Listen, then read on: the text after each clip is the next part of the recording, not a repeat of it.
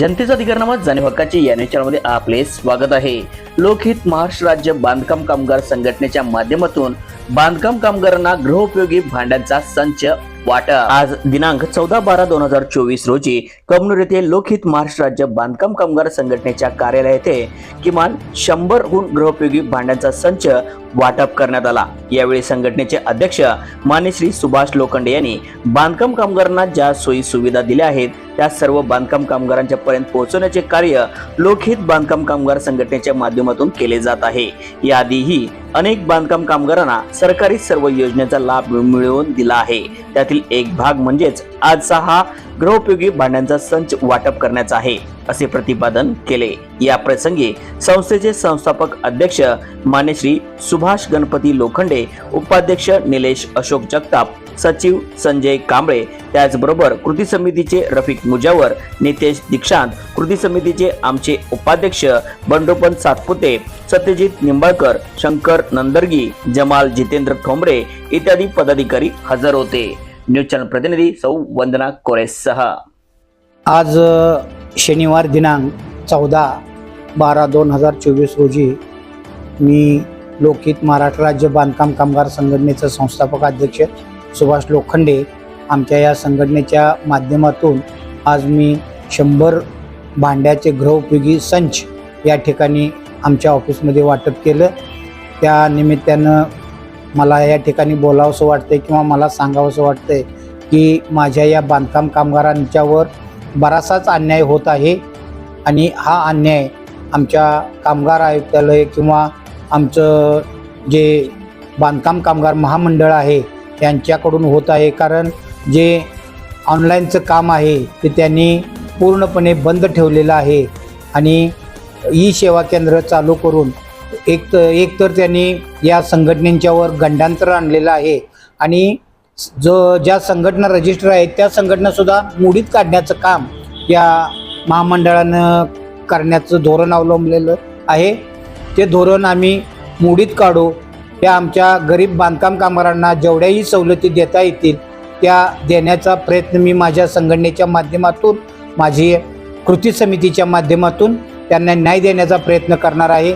वेळ काळ पडली तर आम्ही मुंबईला सचिव साहेबांच्याकडेही जाणार आहे। त्याचबरोबर जर का रस्त्यावर उतरावं लागलं तरी आम्ही आमच्या संघटनेच्या माध्यमातून, कृती समितीच्या माध्यमातून आम्ही सर्व बांधकाम कामगार रस्त्यावर सुद्धा उतरायची आमची तयारी आहे आणि ती सुद्धा आम्ही तयारी ठेवलेली आहे।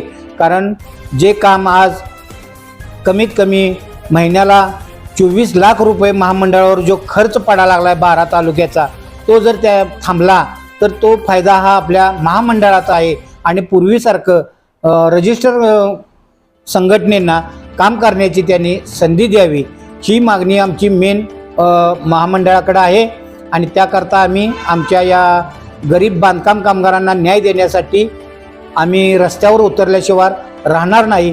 तरी सचिव साहेबांनी किंवा महामंडळाच्या आमच्या सचिव साहेबांनी, आयुक्तालयाने सगळ्यांनी याच्याकडे लक्ष घालून त्वरित ते काम व्यवस्थित करावं आणि पूर्वीप्रमाणे चालू ठेवावं अशी मी या ठिकाणी माझी इच्छा प्रकट करतो। नम्र त्यांना आवाहन करतो की त्यांनी आमच्या या मागणीची दखल घ्यावी व त्वरित आम्हाला न्याय द्यावा।